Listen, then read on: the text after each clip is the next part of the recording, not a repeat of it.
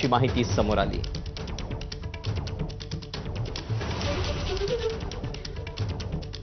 तर छगन भुजबळ यांच्या मंत्रिपदावरून मराठा आंदोलक मनोज जरांगे आणि सामाजिक कार्यकर्ते अंजली दमानिया यांनी जोरदार टीका केली।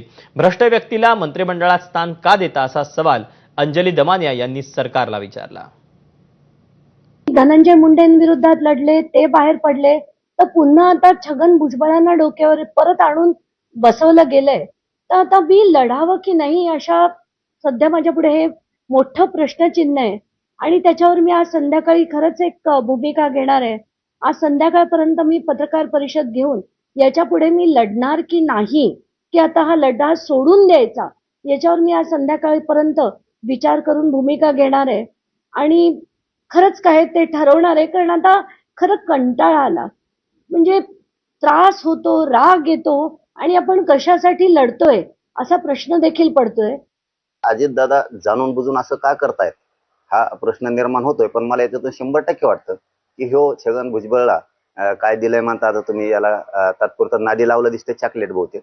मला 100% वाटतंय की तात्पुरता आनंद आहे त्याला, जिल्हा परिषद पुरतं दिला असेल, खाना म्हणले असेल थोड्या उड्या, आणि पुन्हा त्यांचं विरजन पडल। 100% पुन्हा त्यांच्या आनंदावर विरजन पडन असं वाटतं। शंका तीच आहे, तात्पुरतं दिलंय।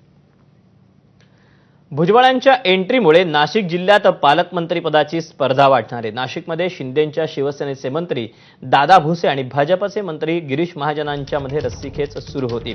आता भुजबळांना मंत्रिपदाची खुर्ची मिळाल्यानंतर या दोघांसोबत त्यांचंही नाव या शर्यतीत आलंय।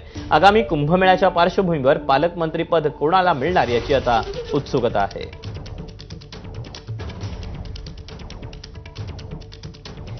पुणे शहर आणि उपनगरात संध्याकाळपासून झालेल्या जोरदार पावसामुळे जनजीवन विस्कळीत झालं। मुसळधार पावसामुळे अनेक भागात पाणी साचल्यानं वाहतुकीवर मोठा परिणाम झाला। शिवाजीनगर